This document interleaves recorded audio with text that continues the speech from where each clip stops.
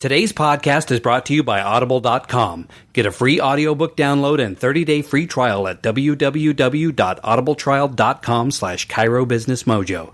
Over 180,000 titles to choose from for your iPhone, Android, Kindle, or MP3 player.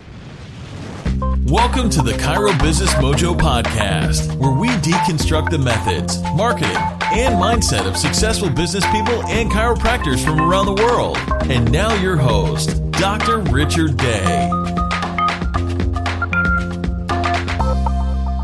Following a career in advertising and film production, Mr. Bill Esteb was introduced to chiropractic in 1981 when he was asked to write the world's first patient education video. And since then, he's brought his patient's point of view perspective to many facets of the chiropractic profession.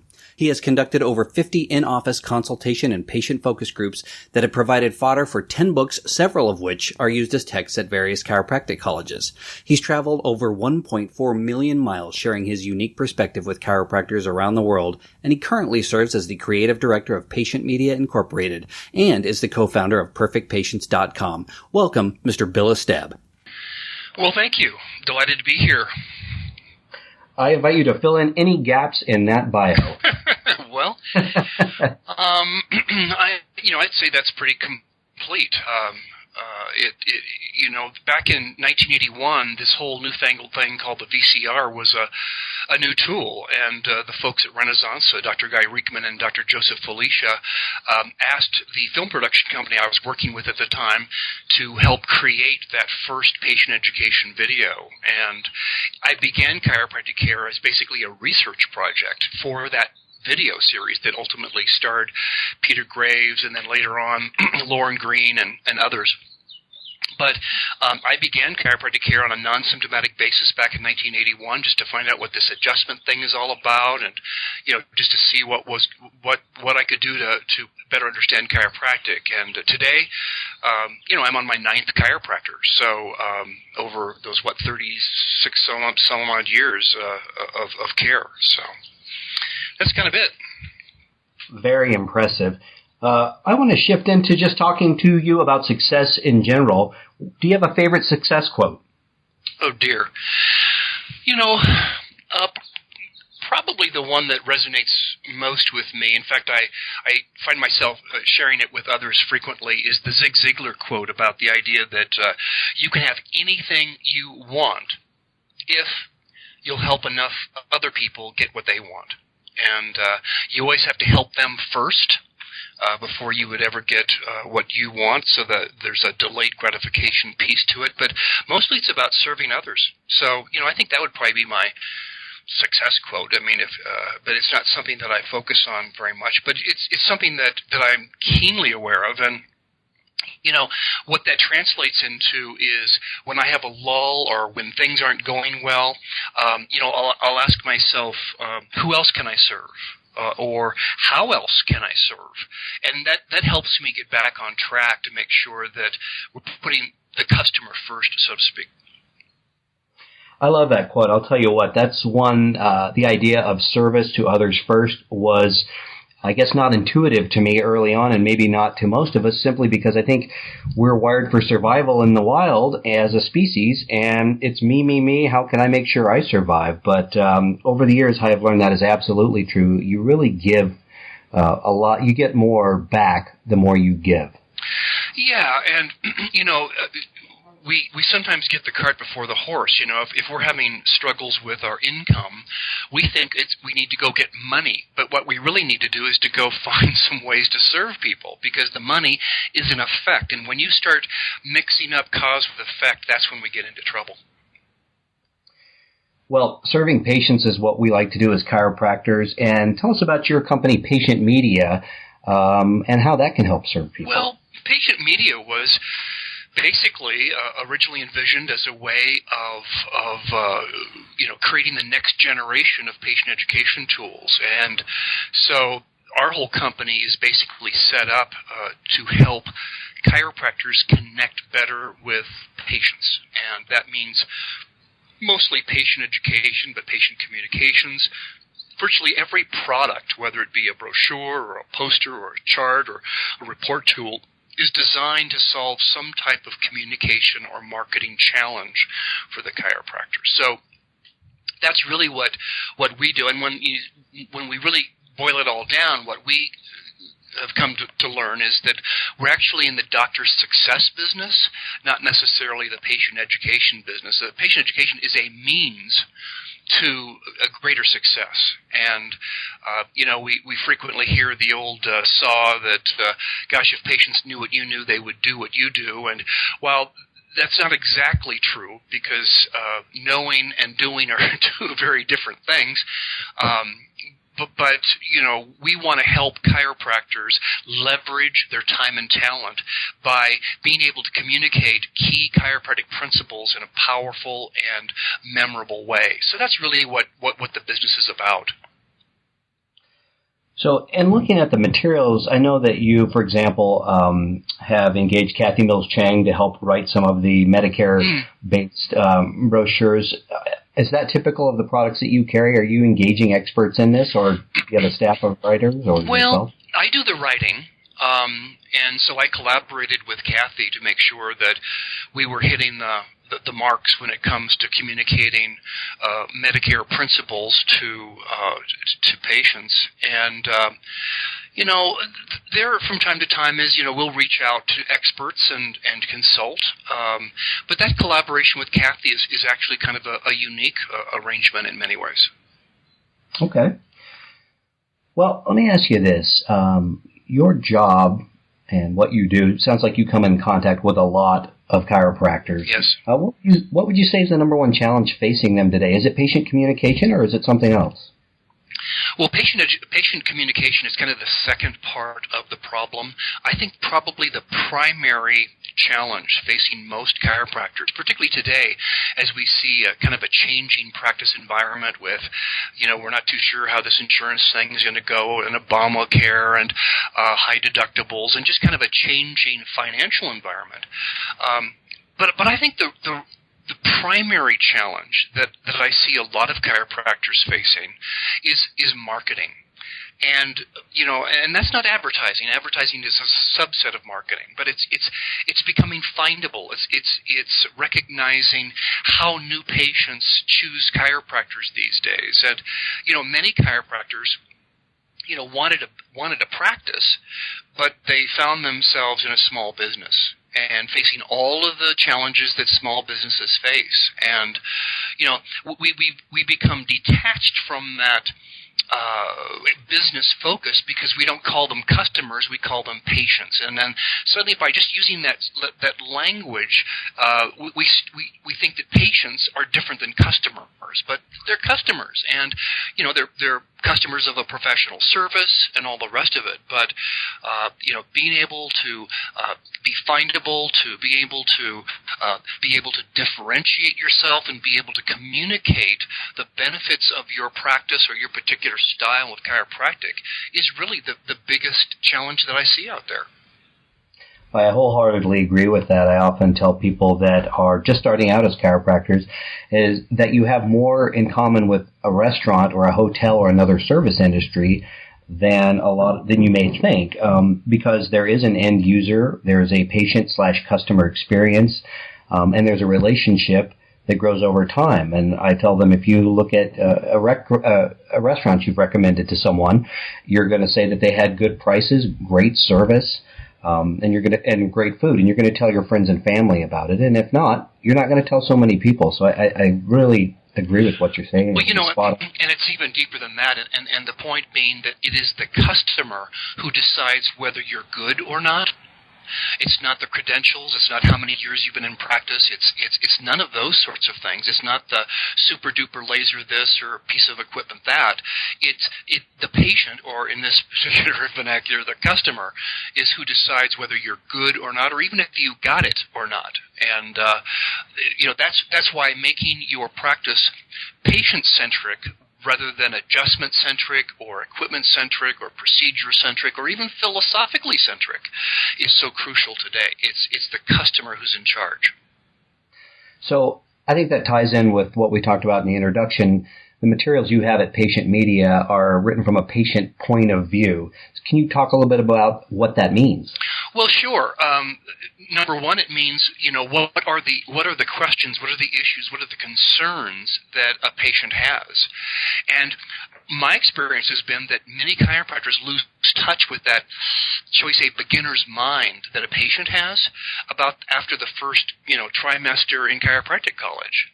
They're into the anatomy and the neurology and all the rest of it, and it's so easy to forget that, gosh, patients for the most part aren't interested in an improved cervical curve, or they're not really interested in a better posture or a better gait, that sort of thing. That some of the technical aspects of that chiropractors use to judge whether they are being effective or not is often lost on the patient.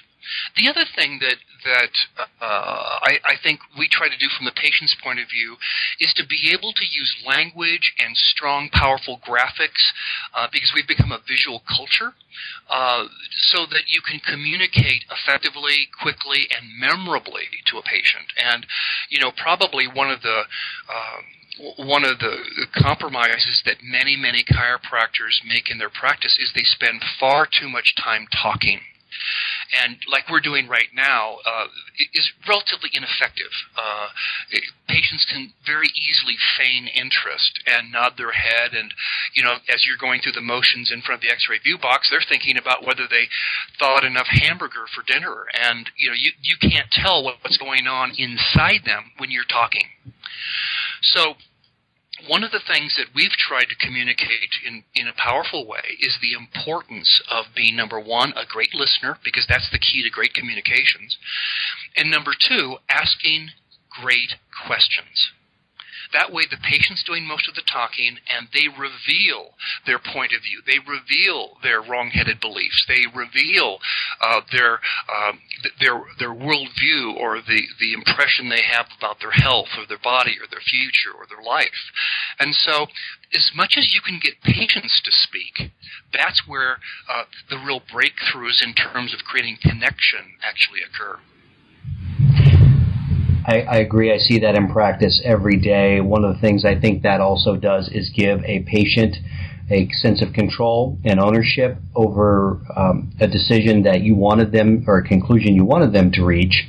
But by asking a series of questions, they have reached that conclusion on their own. And I think those are much more salient points than simply saying, I am the doctor and I say it, therefore it is true. Yeah, that's about 30 years old, that notion. And with the emergence of Google and the Internet, a lot of that has changed. And the social power and authority that was once afforded doctors of any ilk has pretty much disappeared. Anyone who's had a patient show up in your practice with, a handful of printouts from the Internet already knows that, a lot of that social power is largely lost. And, I assert that true patient education is an inside-out phenomenon. It's trying to form the answer to a question that causes and provokes the critical thinking that can actually change what patients believe or think. Well, you talked a little bit about an internet presence, so let's shift and talk about perfectpatients.com. Sure. Well, Perfect Patients is a collaboration with my business partner, who happens to be in Perth, Australia. His name is Steve Anson, a great business partner for all these years, and he came to me back in 2005, I think, or 2004. Kind of lost track over the years here, but he was getting ready to create a website for his spouse, who is a chiropractor. He'd heard me speak at a seminar in Australia, 7 or 8 years earlier, and he called me up because he knew I had content, and he needed content for his website, and we struck up a conversation, and one thing led to another. I was going to be in New Zealand in about 5 months later, so we decided to meet up in New Zealand while I was recovering from jet lag, and we talked about the possibility of how you could help chiropractors spread the word about chiropractic using the Internet. And in the early 2000s, the Internet was a very, very different place than it is today. And back in those days, search engines were in their infancy, and there was a great desire to literally put kind of a chiropractic Wikipedia literally on the chiropractic site. And these days, of course, most patients use Google for that. So these days, creating a presence for a potential new patient is very different than it was, a decade ago. So what we're trying to do is to help chiropractors get new patients, since many new patients use the internet to find a practitioner. And, it used to be that a gushing referral from a patient would be all that it takes to get a new patient for a practice, and even today, a gushing referral will often end with, well, what's their website domain name or whatever, and a patient will then go to the website to confirm whether they think their buddy or friend's point of view is accurate or not. So, in many ways, the internet today, a website actually helps support the referral process as much as anything. So, if I were to become a client of Perfect Patients, I would get a website, and I assume search engine optimization along with that. Is there anything else? Oh, yeah. We would make the distinction that there's two ways to get a website. You can get a website as a product, that's what you've just alluded to, or you can get a website as a service. And I think that's a distinction that we made early on. We noticed that no longer can you just have a website and kind of forget about it and turn your attention to other matters. That a website to be effective today must be constantly evolving. New content needs to be added. Tweaks to the search engine optimization needs to happen. You want to use email marketing to help cultivate relationships with your current patients. I mean, there's a lot more going on. And so the notion that the distinction between a product and a service, I think, is significant, because you can get a website for almost free. I mean, maybe $10 a month kind of thing. And what you'll have is just an electronic brochure, for the lack of a better way to look at it. And that is not going to produce new patients or to even earn back your $10, frankly, because no one will see it. So one of the distinctions that we've brought to the table to the 2,000-some-odd clients that we work with around the world is to offer a service rather than simply a product. Does that service include social media engagement? A part of our premium plan does in fact have some pretty deep social media involvements these days. One of the challenges, of course, with social media is that it's social, and for you to delegate that type of socialization out to another company or another person is a bit disingenuous and not very authentic. So there's a limitation to what you can sub out to someone else. But we certainly do what we can to provide the content and either post it for the customer, the client, or provide it to them so they can embellish it and add their own special touches to it. So, social media has a place. Our research shows that it doesn't really produce that many new patients and is more of a tool to help develop community within your existing patient base. And there's some value in that, in keeping top-of-mind awareness, etc. I want to shift and talk about things in general. What are you most excited today in your businesses? I'm sorry, let me say that again. What are you most excited about today in your businesses? Well, the latest innovation that I'm still kind of pretty high on right now is a new patient education tool that we created in patient media called Back Scratchers. And what I was looking for, and finally, manifested, was how to combine critical thinking and the Socratic method into a tool that a practice can use to help patients understand principles of chiropractic. And so we came up with this tool called Back Scratchers. And Back Scratchers are, imagine a card, about the size of those cards in Monopoly. But what it does is it combines Trivial Pursuit with scratch-off lotto tickets. So what happens is on the first side, on side one, there's a interesting eye-catching graphic with a short, 50-word explanation of some aspect of chiropractic or the germ theory or whatever it is. And then on the back side, there is a sentence completion and 4 possible multiple choice completions to that sentence. And the patient scratches off the little emoticon to find out whether the answer, what they think is the answer to that question, is correct or not. And it is that private exploration of testing their own knowledge that produces great breakthroughs in terms of how patients think and believe about different aspects of health and healing. And the beauty of that is that it's done privately, so no one knows that they've answered the question incorrectly.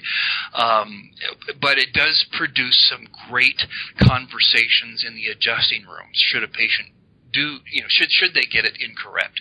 So it's a great way of providing some type of ongoing systematic education that is largely done, unattended. Patients just help themselves to the cards on each visit, and you're off and racing. I love it. What a novel approach to engaging and educating a patient. Yeah.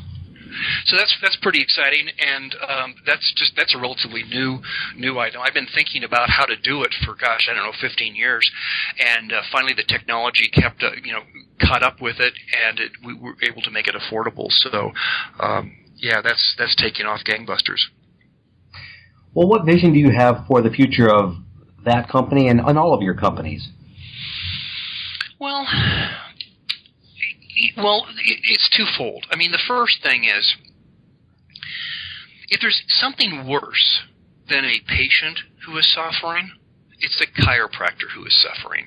And so the number one thing is we want to see more successful chiropractors, period. And we believe that a powerful access to that is through effective patient communications. And so that's our number one goal. We want to be in the doctor success business.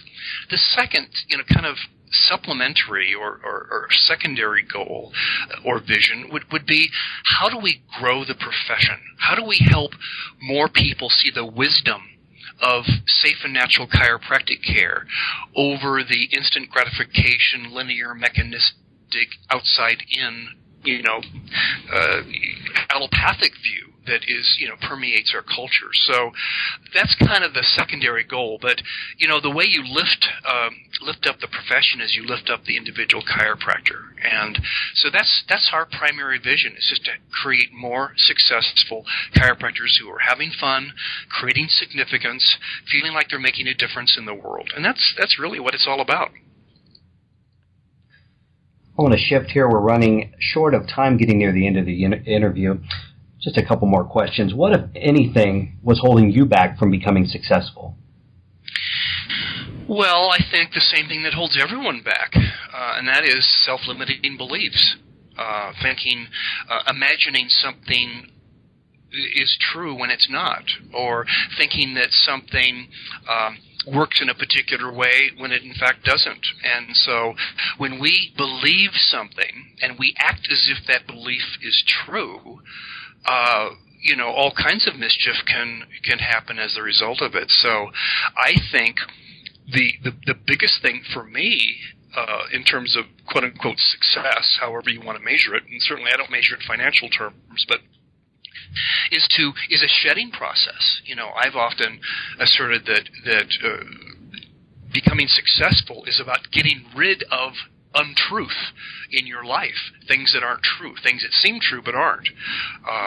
And maybe we have fallen for the first right answer and not gone deeper to find out what's really going on. So I think it really is about becoming congruent with what is so, what is true. We have a saying that I will often say, what is. And, when you try to combat reality and try to impose your own worldview onto the world, the world disciplines you and says, no, that's not the way it works. And so I think it's just been about becoming congruent and aware of the truth. What single book would you recommend that our listeners check out, whether they're a new chiropractor or a chiropractor who has been in business but maybe looking for a new direction? And it doesn't be a chiropractic book. It can be anything. Well, I would certainly recommend probably the two most recent books I've written. If you're interested in the patient's point of view and exploring some of the ideas that I've covered in a superficial way in this interview, the most recent one, as of this recording, is a book called Recalculating, which of course is the sound that your GPS makes when you are on the wrong track. And the one before that is called Adjusting, which is really about adjusting to change, adapting to one's changing practice environment. So those two books would give you some major insights in terms of real practical chiropractic stuff. But when we began our conversation, we talked about the importance of marketing and how that's often lost on the chiropractor who sees it as the dirty underbelly, if you will, of chiropractic. And so, as a marketing book, I would recommend virtually anything written by Seth Godin, Godin. He wrote Purple Cow. He wrote Free Prize Inside, Tribes, The Dip. Those sorts of books are short, and he is really probably the best marketer on the planet. And you won't find the word chiropractic at all in any of his books, but he will discuss principles that any wise chiropractor would be able to immediately put into use. And probably, when I think back on all the hundreds of marketing books I've read, my favorite is a book, it's probably out of print now, but you can probably get it on Amazon, called Meaningful Marketing by Doug Hall.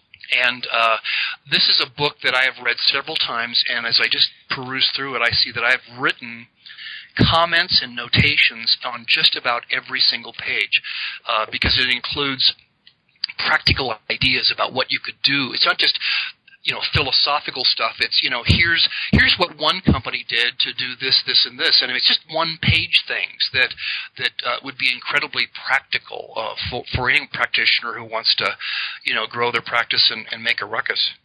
I will look for that one. I'm not familiar with it, but yeah, one of my favorites. Easy to find. I want to thank you today. It's been an honor to talk to you. I appreciate your insights and everything, the value you have added to this podcast. Okay. What's the best way for people to contact you or find out more about Patient Media, the books you've written, or Perfect Patients? Well, certainly patientmedia.com or perfectpatients.com would take you to the websites. And my respective emails for both the website company and the patient education company are pretty simple. It's simply bill@patientmedia.com or bill@perfectpatients.com. So happy to continue this conversation on some type of electronic basis for anyone who's interested.